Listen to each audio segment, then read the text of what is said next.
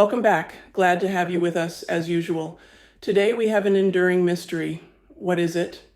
Well, it's handwritten on vellum, 240 pages, though some are missing. The ink is brown, the script is flowing but alien, written in a language no one's ever spoken or understood.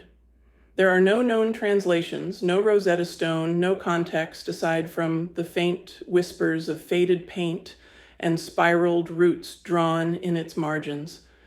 They call it the Voynich Manuscript, and for over 600 years it has refused to give up its secrets. And I am Moira. We've carbon dated the pages, we've scanned the ink, we've tried Latin, Hebrew, Nahuatl, Klingon. As you can see, the text lends itself to natural language translation. These are just examples based on imagined sentences in a style inspired by the illustrations. In English, the sentences say, "The root boils under the moon's shadow. A woman drinks the blue flower's essence." We have no idea what the original text actually says. Even AI can't decipher it. Whoever wrote this thing, if it was just one person, had a purpose. But what kind of purpose hides behind plants that don't exist, or stars that don't align, or naked women bathing in impossible organic tubs? Before we get any further along, if you like the episodes you have seen so far, please hit like and subscribe. It really helps the YouTube algorithm identify the content and get to others that might enjoy it as well. Okay then. Tonight, we're diving into the book that's baffled scholars, emperors, mystics, and modern mathematicians. Is it a lost scientific compendium, an alchemical cipher, a prank so perfect it outlived its own author, or is it something else entirely? Which is frankly rude. Most books are far more accommodating. At least War and Peace tells you something, eventually.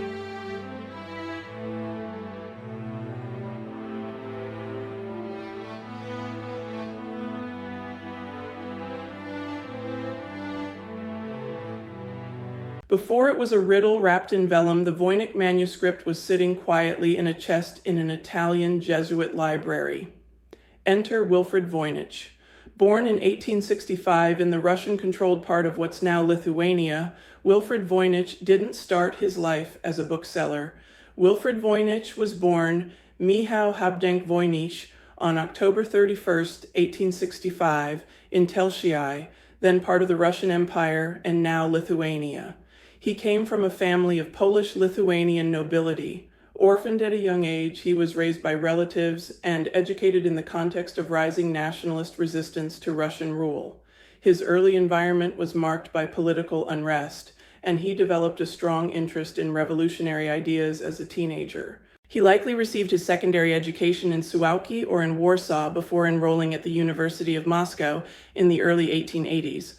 There he studied chemistry and pharmacology. During his university years, Voynich became deeply involved with Narodnaya Volya, the People's Will, a radical organization opposed to the Tsarist regime.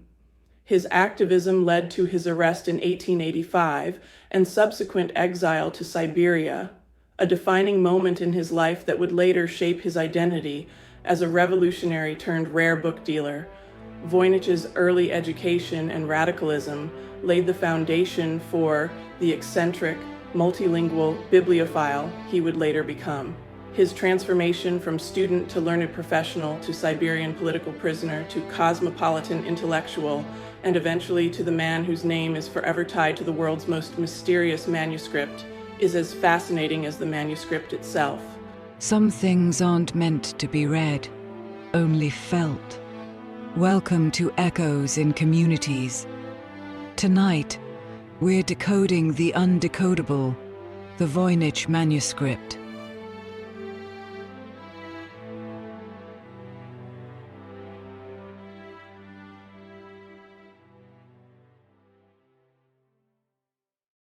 As a student, and later as a trained chemist, he became a radical in the setting of the Tsarist repression in partitioned Poland. At that time, Poland did not exist as an independent country.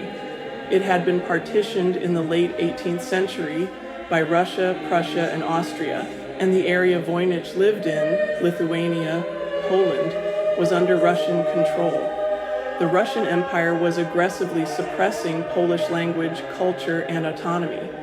There had already been two failed uprisings, one in 1830-31, November Uprising, and the second in 1863-64, January Uprising.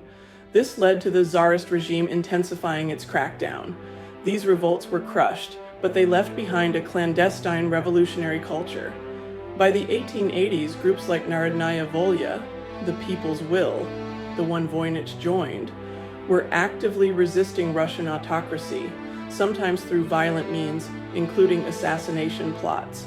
By the age of 20, Voynich was smuggling anti-Tsarist literature, and when he was arrested in Warsaw, he was operating a clandestine printing press used to reproduce and distribute banned anti-Tsarist literature. These included revolutionary pamphlets and political manifestos. He was also, as a courier, smuggling messages and documents between underground cells, and he was organizing local radicals in Warsaw and the surrounding regions, particularly among students and intellectuals. His scientific background in chemistry also made him valuable to the revolutionary cause. There is speculation, not confirmed, that he may have been experimenting with chemical inks for secure printing or even involved in producing forged documents. He was sentenced to Siberia, real Siberia, snow, wolves, Tsarist exile. Ah, the dream vacation of 19th century intellectuals. So was he a revolutionary or a terrorist? I guess that depends on who won the conflict, right? And how many people he was willing to hurt in the pursuit of his cause, just like today. Anyway, that should have been the end of him, but he escaped in 1890. He made his way westward through Russia under a false identity, reportedly using forged travel documents. As he traveled through Odessa, Vienna, and Lemberg, he began selling off personal items, including books and scientific instruments, possibly in underground markets or to sympathetic revolutionaries. In Austria, Hungary, and Germany, he tapped into the network of Polish and Russian émigrés to raise additional funds. Glamorized tales of his escape include a journey through Mongolia and China along the way, but there is no proof of this. He eventually arrived in London. There, he assumed the name Wilfred M. Voynich. Once in London, he began to establish himself as a rare book dealer and translator in London's Polish expatriate and revolutionary communities. He also met Ethel Lillian Boole there around 1895. Ethel was the daughter of George Boole, the mathematician and creator of Boolean logic. If the name isn't ringing a bell, this is the stuff that makes computers possible. Boolean logic basically taught machines how to think in yes or no. This basic framework is the foundation of computer programming, digital circuits, and even how search engines work today. Anyway, Ethel was well educated, fluent in Russian, and interested in Slavic culture. She had spent time in St. Petersburg and was involved in progressive causes. Their shared interest in Eastern European politics, literature, and languages likely brought them together at salons, intellectual gatherings, or publishing events. They fell in love, and that love would last a lifetime. They married in 1902 after a long courtship and moved to New York about 1914. Ethel went on to become an influential figure in her own right. She is best known for her novel, The Gadfly, which became a revolutionary classic in Russia. In fact, as the salary of a rare bookseller can be sort of unpredictable, she often supported them financially throughout their lives together. Actually, they had more than a long courtship. They lived together before marriage for many years. Scandalous but exciting and daring.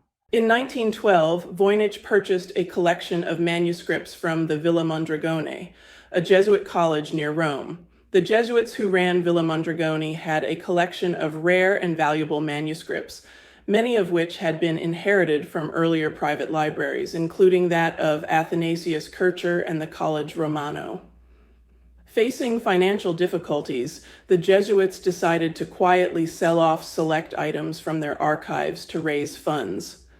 Voynich, already connected to European book dealers and ecclesiastical scholars, was allowed to secretly browse through some of the holdings. He purchased around 30 manuscripts, but one stood out, one thick, unlabeled book. A handwritten volume, the script a long, looping, and unknown script. It had no title. The author was unknown. It was filled with strange illustrations, and just like that, Wilfrid's name became synonymous with the world's strangest book. Intrigued by its mystery, he took it back to London and then to New York, hoping to decode it or at least discover its origin, and hoping to sell it for a great sum as well. Voynich claimed the manuscript once belonged to Emperor Rudolph II of the Holy Roman Empire and believed it might be the work of Roger Bacon. This claim helped generate intrigue and market value, but the manuscript's true origin remains elusive. Imagine escaping Siberia only to be haunted by an indecipherable houseplant sketchbook from another dimension. The manuscript contains around 240 vellum pages, though some are missing. For those of you who aren't current on paper vernacular, vellum is a special kind of parchment paper made from calfskin that has been cleaned, stretched, and dried to create a smooth writing surface. The manuscript itself is divided roughly into 5 sections. 1. Botanical. Drawings of plants that either do not exist, once existed but are now extinct, or come from a place other than Earth. 2. Astronomical. Charts with unknown constellations and zodiac-like wheels that are very similar to our known horoscope, but just slightly off, like using lobsters instead of crabs for the sign Cancer. 3. Balneological or biological. The section of the manuscript featuring dozens of nude women bathing in surreal, possibly alchemical contraptions, or immersed in interconnected pools. Balneological, a term derived from balneology, is the study of therapeutic bathing.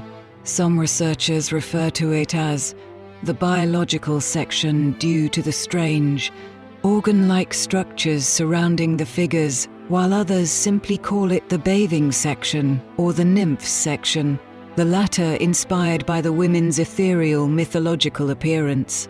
Despite the playful nicknames, the true purpose of these illustrations remains as mysterious as the text itself, whether medical, mystical, or purely imaginative.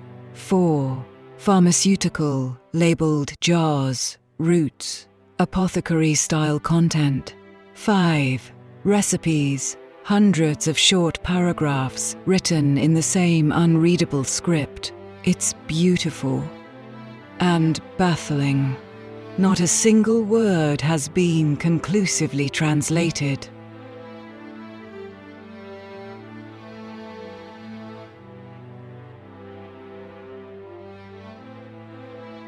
Roger Bacon, a long-rumored author. This has been completely debunked, by the way. One of the most enduring legends claims the manuscript was authored by Roger Bacon, a 13th century English friar known for his early scientific inquiry. This theory was popularized and propagated by Wilfrid Voynich himself, and, at least initially, he believed this. He believed the manuscript was a lost work of Bacon's on alchemy or medicine. Bacon's reputation as a medieval Da Vinci and his interest in cryptic writings lent credibility at the time.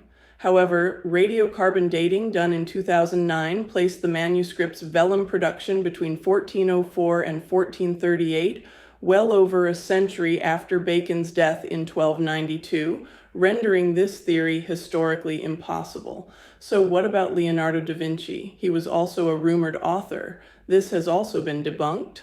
This fringe theory floated the idea that Leonardo da Vinci authored the manuscript, pointing to the anatomical imagery, eccentric diagrams, and mirrored logic sometimes seen in his notebooks. This idea also collapsed under scrutiny.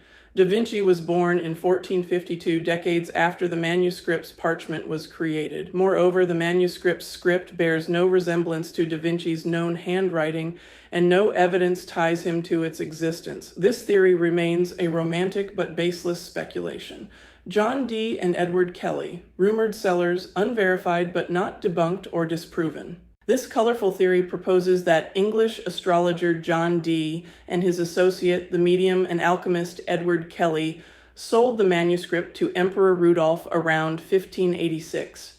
Now Dee kept detailed diaries, and there is no mention of the manuscript among his recorded possessions. Still, the duo spent time in Bohemia during Rudolph's reign, and Kelly was known to fabricate esoteric texts to impress would-be patrons. It's possible, though not proven, that they forged or transported the manuscript to Rudolph's court. Emperor Rudolph II, alleged buyer, unconfirmed but not disproven.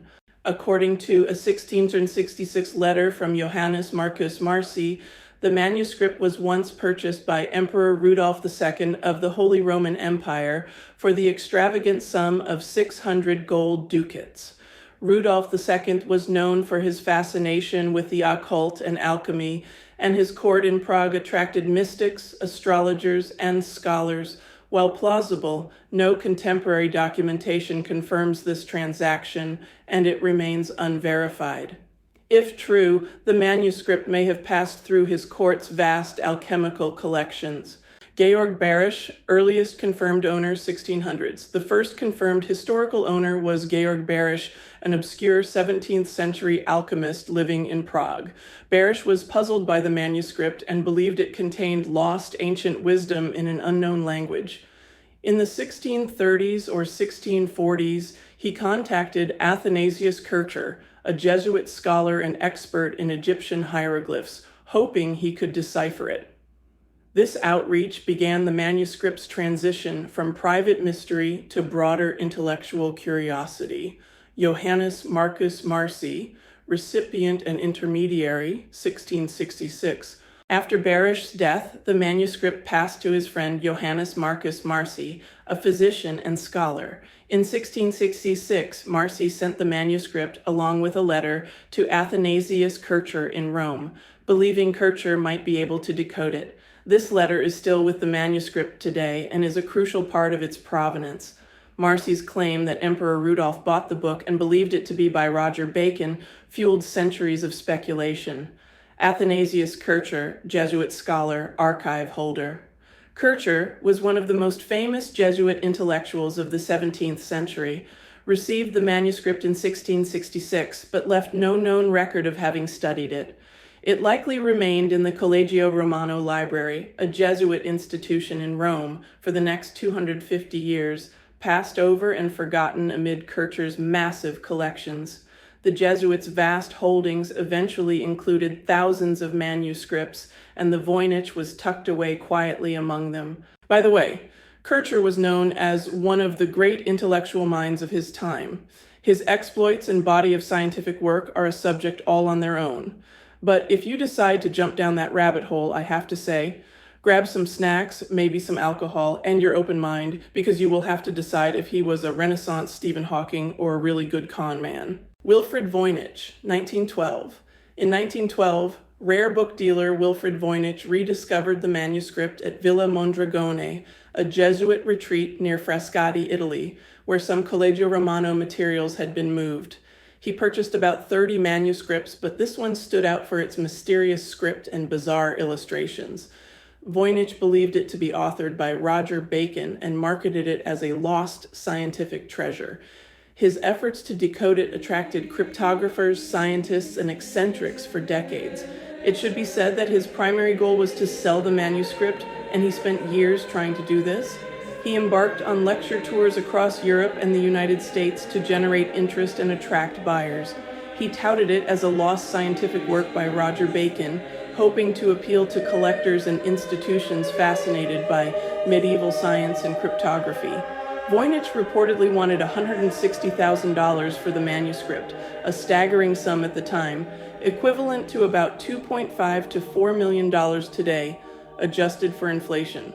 Despite the buzz, no one took the bait, and the manuscript remained unsold during his lifetime, wrapped in mystery and controversy. Ethel Voynich, 1930s. After Wilfrid's death in 1930, the manuscript passed to his widow, Ethel Lillian Voynich, an author and revolutionary sympathizer.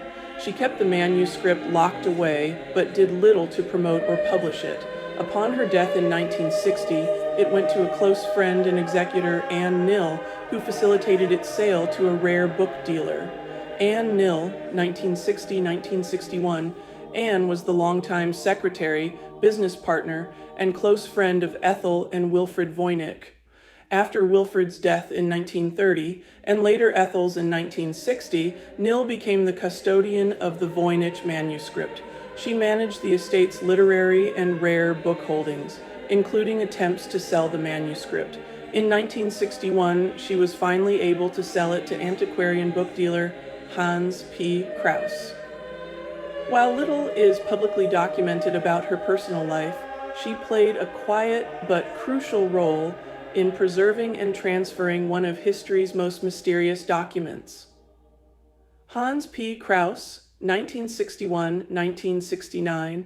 In 1961, antiquarian and bookseller Hans P. Krauss bought the manuscript for $24,500, adjusted for inflation. That's about $250,000 to $270,000 in today's dollars. He also found it impossible to sell despite extensive promotion. Frustrated, he donated it in 1969 to Yale University's Beinica Rare Book and Manuscript Library, where it was cataloged as MS-408. Yale later digitized it, making it publicly available to scholars and curious minds around the world. Now, after 600 years of history and travel, this manuscript has its own digital archive. It has academic symposia, it has dedicated scholars, and it has a large following on YouTube. And of course, it has its conspiracy theories. Secrets upon secrets. Linguistic patterns suggest it's a real language or cipher. But a language from where? Why would flowers, recipes, and bathtubs be worth encoding? Here are the 10 leading theories on what the Voynich manuscript could be. 1. A ciphered scientific text written by Roger Bacon. Based on the early claim by Wilfrid Voynich.